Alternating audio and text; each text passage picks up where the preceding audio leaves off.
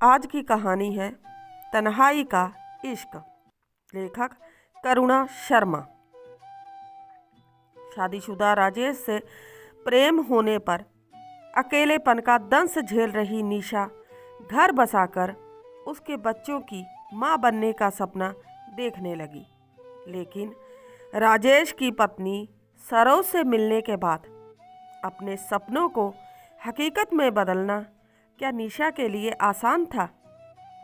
आज मेरा 32वां जन्मदिन था और मैं यह दिन राजेश के साथ गुजारना चाहती थी। उनके घर 10 बजे तक पहुंचने के लिए मैंने सुबह 6 बजे ही कार से सफ़र शुरू कर दिया। राजेश पिछले शनिवार को अपने घर गए थे, लेकिन तेज बुखार के कारण वह सोमवार को वापस नहीं लौटे। आज का पूरा दिन उन्होंने मेरे साथ गुजारने का वादा किया था। अपने जन्मदिन पर उनसे ना मिलकर मेरा मन सचमुच बहुत दुखी होता। राजेश को अपने प्रेमी के रूप में स्वीकार किए मुझे करीब 2 साल बीत चुके हैं। उनके दोनों बेटों सोनू और मोनू व पत्नी सरोज से आज मैं पहली बार मिलूंगी। राजेश के घर जाने से एक दिन पहले हमारे बीच जो वार्तालाप हुआ था वह रास्ते भर मेरे जहन में गूंजता रहा। मैं शादी करके घर बसाना चाहती हूँ, माँ बनना चाहती हूँ। उनकी बाहों के घेरे में कैद होने के बाद मैंने भावुक स्वर में अपने दिल की इच्छा उनसे जाहिर की थी। कोई उपयुक्त साथी ढूंढ लिया है, उन्होंने मुझे शरारती अंदाज में मुस्कुराते हुए छेड़ा। उनकी छाती पर बनावटी गुस्से में कुछ घूंसे मारने के बाद मैंने जवाब दिया, मैं तुम्हारे साथ घर बसाने की बात कर रही हूँ। धर्मेंद्र और हेमा मालिनी वाली कहानी दोहराना चाहती हूँ। मेरी बात को मजाक में मत उड़ाओ प्लीज़।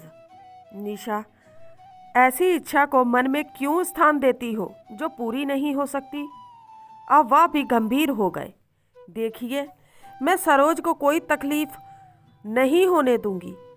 अपनी पूरी तनख्वाह उसे दे दिया करूंगी। मैं अपना सारा बैंक बैलेंस बच्चों के नाम कर दूंगी। उन्हें पूर्ण आर्थिक सुरक्षा देना। उन्होंने मेरे मुंह पर हाथ रखा और उदास लहजे में बोले, तुम समझती क्यों नहीं कि सरोज को तलाक नहीं दिया जा सकता? मैं चाहूँ भी तो ऐसा करना मेरे लिए संभव नहीं। पर क्यों? मैंने तड़प कर पूछा। तुम सरोज को जानती होती तो यह सवाल न पूछती। मैं अपने अकेलेपन को जानने लगी हूँ। पहले मैंने सारी जिंदगी अकेले रहने का मन बना लिया था, पर अब सब डामाडोल हो गया है। तुम मुझे सरोज से ज़्यादा चाहते हो। हाँ, उन्होंने बेझिझक जवाब दिया था। तब उसे छोड़कर तुम मेरे हो जाओ। उनकी छाती से लिपटकर मैंने अपनी इच्छा दोहराई। निशा, तुम मेरे बच्चों की माँ बनना चाहती हो तो बनो। अगर अकेली माँ बनकर समाज में रहने का साहस तुम में है तो मैं हर कदम पर तुम्हारा साथ दूंगा।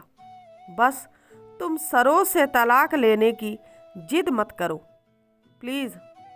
मेरे लिए यह संभव नहीं होगा।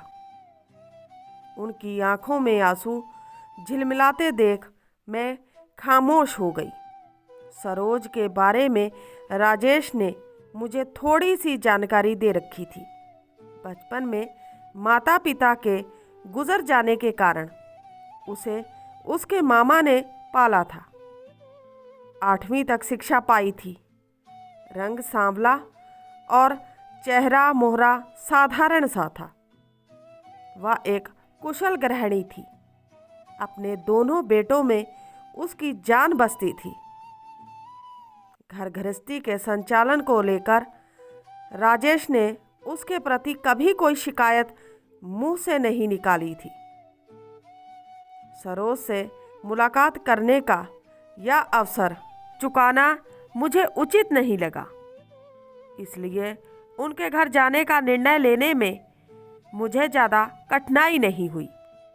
राजेश इनकार ना कर दे, इसलिए मैंने उन्हें अपने आने की कोई खबर फ़ोन से नहीं दी थी। उस कस्बे में उनका घर ढूंढने में मुझे कोई दिक्कत नहीं हुई। उस एक मंजिला साधारण से घर के बरामदे में बैठकर मैंने उन्हें अखबार पढ़ते पाया। मुझे अचानक सामने देखकर वह पहले चौंके, फिर जो खुशी उनके होठों पर उभरी उसने सफ़र की सारी थकावट दूर करके मुझे एकदम से तरोताज़ा कर दिया। बहुत कमज़ोर नज़र आ रहे हो, अब तबीयत कैसी है? मैं भावुक हो उठी। पहले से बहुत बेहतर हूँ। जन्मदिन की शुभकामनाएं। तुम्हें सामने देखकर दिल बहुत खुश हो रहा है। राजेश ने मिलाने के लिए अपना दायां हाथ आगे बढ़ाया। राजेश से जिस पल मैंने हाथ मिलाया उसी पल सरोज ने घर के भीतरी भाग से दरवाजे पर कदम रखा। आंखों से आंखें मिलते ही मेरे मन में तेज झटका लगा। सरोज की आंखों में अजीब सा भोलापन था। छोटी सी मुस्कान होठों पर सजाकर वह दोस्ताना अंदाज में मेरी तरफ देख रही थी। जाने क्यों मैंने अचानक अपने को अपराधी सा महसूस किया। मुझे एहसास हुआ कि राजेश को उससे छीनने के मेरे इरादे को उसकी आंखों ने मेरे मन की गहराइयों में झांककर बड़ी आसानी से पढ़ लिया था।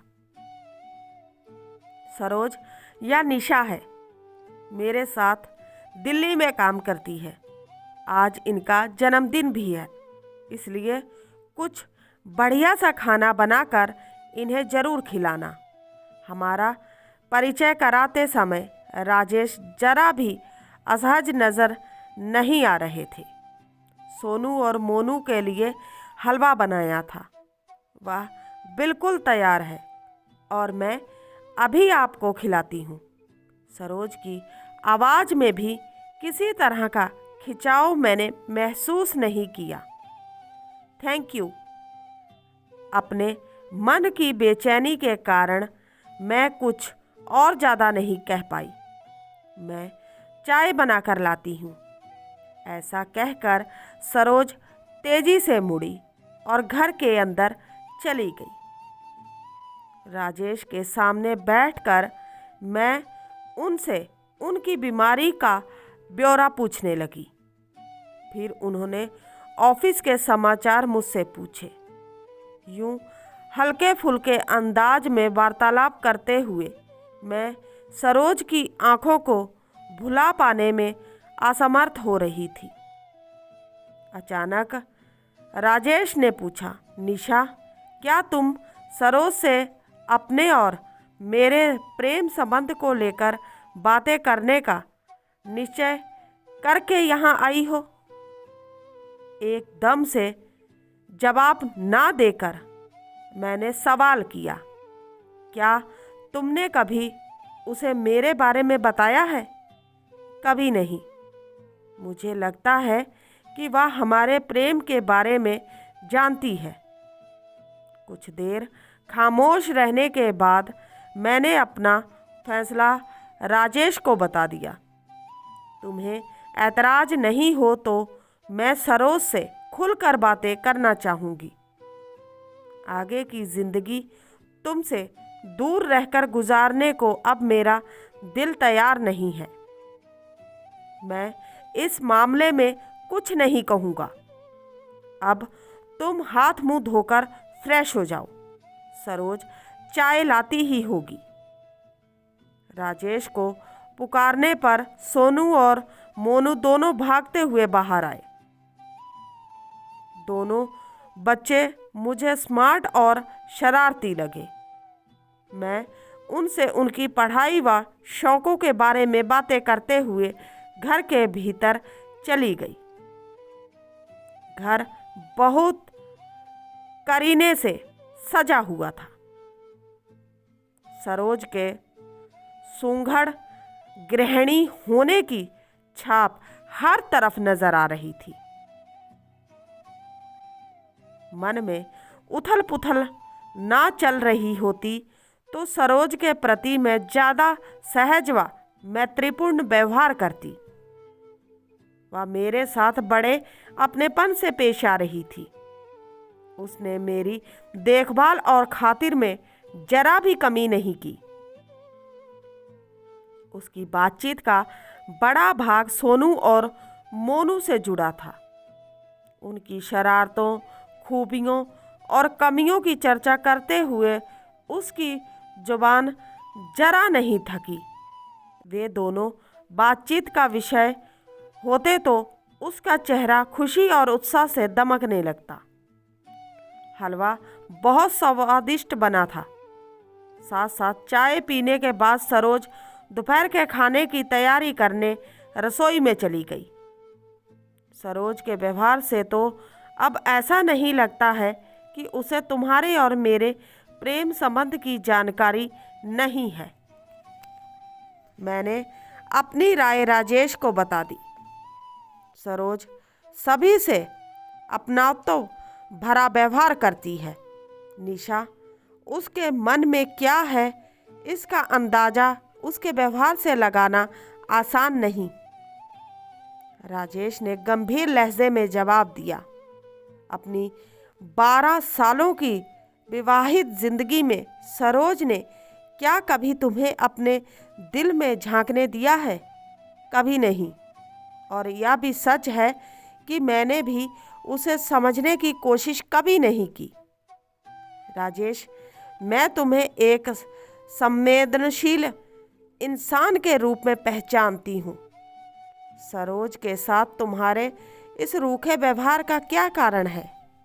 निशा, तुम मेरी पसंद, मेरा प्यार हो, जबकि सरोज के साथ मेरी शादी मेरे माता पिता की जिद के कारण हुई। उसके पिता मेरे पापा के पक्के दोस्त थे। आपस में दिए वचन के कारण सरोज एक बेहद साधारण सी लड़की मेरी इच्छा के खिलाफ मेरे साथ आ जुड़ी थी। वह मेरे बच्चों की माँ है, मेरे घर को चला रही है, पर मेरे दिल में उसने कभी जगह नहीं पाई। राजेश के स्वर की उदासी मेरे दिल को छू गई। उसे तलाक देते हुए तुम कहीं गहरे अपार बोध का शिकार तो नहीं हो जाओगे? मेरी आंखों में चिंता के भाव उभरे। निशा, तुम्हारी खुशी के खातिर मैं वह कदम उठा सकता हूँ, पर तलाक की मांग सरोज के सामने रखना मेरे लिए संभव नहीं होगा। मौका मिलते ही इस विषय पर मैं उससे चर्चा करूँगी। तुम जैसा उचित समझो करो। मैं कुछ देर आराम कर लेता हूँ। राजेश बैठक से उठकर अपने कमरे में चले गए और मैं रसोई में सरोज के पास चली आई। हमारे बीच बातचीत का विषय सोनू और मोनू ही बने रहे। एक बार को मुझे ऐसा भी लगा कि सरोज शायद जानबूझकर उनके बारे में इसलिए खूब बोल रही है कि मैं किसी दूसरे विषय पर कुछ कह ही ना पाऊं। घर और बाहर दोनों तरह की टेंशन से निपटना मुझे अच्छी तरह से आता है। अगर मुझे देखकर सरोज तनाव, नाराजगी, गुस्से या डर का शिकार बनी होती तो मुझे उससे मन चाहा वार्तालाप करने में कोई असुविधा ना महसूस होती। उसका साधारण सा व्यक्तित्व, उसकी बड़ी बड़ी आँखों का भोलापन, अपने बच्चों की देखभाल व घर गृहस्थी की जिम्मेदारियों के प्रति उसका समर्पण मेरे रास्ते की रुकावट बन जाते। मेरी मौजूदगी के कारण उसके दिलो दिमाग पर किसी तरह का दबाव मुझे नजर नहीं आया। हमारे बीच हो रहे वार्तालाप की बागडोर अधिकतर उसी के हाथों में रही। जो शब्द उसकी जिंदगी में भारी उथल पुथल मचा सकते थे, वे मेरी जुबान तक आकर लौट जाते। दोपहर का खाना सरोज ने बहुत अच्छा बनाया था, पर मैंने बड़े अनमाने भाव से थोड़ा सा खाया। राजेश मेरे हाव भाव को नोट कर रहे थे, पर मुंह से कुछ नहीं बोले। अपने बेटों को प्यार से खाना खिलाने में व्यस्त सरोज हम दोनों के दिल में मची हलचल से शायद पूरी तरह अनजान थी। कुछ देर आराम करने के बाद हम सब पास के पार्क में घूमने पहुंच गए। सोनू और मोनू झूलों में झूलने लगे। राजेश एक बेंच पर लेटे और धूप का आनंद आंखें मूंद कर लेने लगे। आइए हम दोनों पार्क में घूमें। आपस में खुलकर बातें करने का इससे बढ़िया मौका शायद आगे ना मिले। सरोज के मुंह से निकले इन शब्दों को सुनकर मैं मन ही मन चौंक पड़ी। उसकी भोली सी आंखों में झांक कर अपने को उलझन का शिकार बनाने से मैंने खुद को इस बार बचाया और गंभीर लहजे में बोली, सरोज, मैं सचमुच तुमसे कुछ जरूरी बातें खुलकर करने के लिए ही यहाँ आई हूँ। आपकी ऐसी इच्छा का अंदाज़ा मुझे हो चुका है। एक उदास सी मुस्कान उसके होठों पर उभर कर लुप्त हो गई। क्या तुम जानती हो कि मैं राजेश से बहुत प्रेम करती हूँ? प्रेम को आंखों में पढ़ लेना ज़्यादा कठिन काम नहीं है। निशा जी, तुम मुझसे नाराज मत होना, क्योंकि मैं अपने दिल के हाथों मजबूर हूँ। मैं आपसे नाराज नहीं हूँ। सच तो यह है कि मैंने इस बारे में सोच विचार किया ही नहीं। मैं तो एक ही बात पूछना चाहूँगी। सरोज ने इतना कहकर अपनी भोली आंखें मेरे चेहरे पर जमा दी तो मैं मन में बेचैनी महसूस करने लगी। पूछो, मैंने दबी सी आवाज़ में उससे कहा। वाह, 14 में से 12 दिन आपके साथ रहते हैं, फिर भी आप खुश और संतुष्ट क्यों नहीं हैं? मेरे हिस्से के 2 दिन छीनकर आपको कौन सा खजाना मिल जाएगा?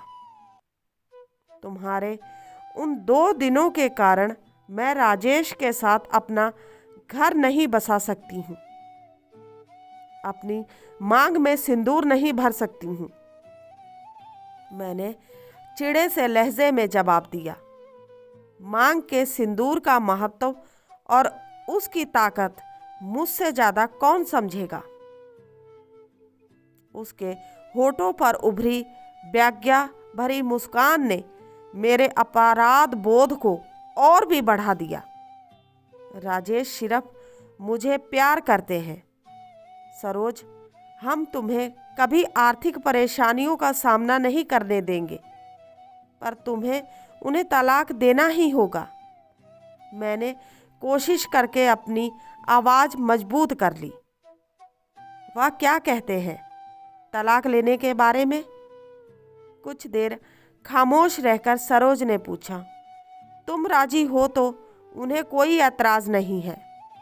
मुझे तलाक लेने देने की कोई ज़रूरत महसूस नहीं होती है निशा जी। इस बारे में फैसला भी उन्हीं को करना होगा। वह तलाक चाहेंगे तो तुम शोर तो नहीं मचाओगी? मेरे इस सवाल का जवाब देने के लिए सरोज चलते चलते रुक गई। उसने मेरे दोनों हाथ अपने हाथों में ले लिए। इस पल उससे नज़र मिलाना मुझे बड़ा कठिन महसूस हुआ। निशा जी, अपने बारे में मैं सिर्फ एक बात आपको इसलिए बताना चाहती हूँ ताकि आप कभी मुझे लेकर भविष्य में परेशान ना हो। मेरे कारण कोई दुख या अपराध बोध का शिकार बने यह मुझे अच्छा नहीं लगेगा। सरोज, मैं तुम्हारी दुश्मन नहीं हूँ, पर परिस्थितियाँ ही कुछ। उसने मुझे टोक कर अपनी बात कहना जारी रखा। अकेलेपन से मेरा रिश्ता अब बहुत पुराना हो गया है। माता पिता का साया जल्दी मेरे सिर से उठ गया। मामा मामी ने नौकरानी की तरह पाला। जिंदगी में कभी ढंग के संगी साथी नहीं मिले। खराब शक्ल सूरत के कारण पति ने दिल में जगह नहीं दी और अब आप मेरे बच्चों के पिता को उनसे छीन कर ले जाना चाहती हैं। या तो कुदरत की मेहरबानी है कि मैंने अकेलेपन में भी सदा खुशियों को ढूंढ निकाला। मामा के यहाँ घर के कामों को खूब दिल लगा कर करती। दोस्त नहीं मिलते तो मिट्टी के खिलौनों, गुड़िया और भेड़ बकरियों को अपना साथी मान लिया। ससुराल में सास ससुर की खूब सेवा कर उनके आशीर्वाद पाती रही। अब सोनू मोनू के साथ मैं बहुत सुखी और संतुष्ट हूँ। मेरे अपनों ने और समाज ने कभी मेरी खुशियों की फिक्र नहीं की। अपने अकेलेपन को स्वीकार करके मैंने खुद अपनी खुशियाँ पाई हैं और मैं उन्हें विश्वसनीय मानती हूँ। उदासी, निराशा, दुख, तनाव और चिंताएं मेरे अकेलेपन से ना कभी जुड़ी हैं और ना जुड़ पाएंगी। मेरी जिंदगी में जो भी घटेगा उसका सामना करने को मैं तैयार हूँ। मैं चाहकर भी कुछ नहीं बोल पाई। राजेश ठीक ही कहते थे कि सरोज से तलाक के बारे में चर्चा करना असंभव था। बिल्कुल ऐसा ही अब मैं महसूस कर रही थी। सरोज के लिए मेरे मन में इस समय सहानुभूति से कहीं ज़्यादा गहरे भाव मौजूद थे। मेरा मन उसे गले लगाकर उसकी पीठ थपथपाने का किया और ऐसा ही मैंने किया भी। उसका हाथ पकड़कर मैं राजेश की तरफ चल पड़ी। मेरे मुंह से एक शब्द भी नहीं निकला, पर मन में बहुत कुछ चल रहा था। सरोज से कुछ छीनना किसी भोले बच्चे को धोखा देने जैसा होगा। अपने अकेलेपन से जुड़ी ऊब, तनाव व उदासी को दूर करने के लिए मुझे सरोज से सीख लेनी चाहिए। उसकी घर गृहस्थी का संतुलन नष्ट करके अपनी घर गृहस्थी की नींव मैं नहीं डालूंगी। अपनी जिंदगी और राजेश से अपने प्रेम संबंध के बारे में मुझे नई दृष्टि से सोचना होगा। यही सब कुछ सोचते हुए मैंने साफ महसूस किया कि मैं पूरी तरह से तनाव मुक्त हूँ। भविष्य के प्रति जोश, उत्साह और आशा प्रदान करने वाली नई तरह की ऊर्जा से भर गई हूँ। उम्मीद करती हूँ आज की कहानी आपको अच्छी लगी होगी। अच्छी लगी है तो सपोर्ट कीजिए। मिलते हैं किसी नई कहानी के साथ। तब तक के लिए बाय।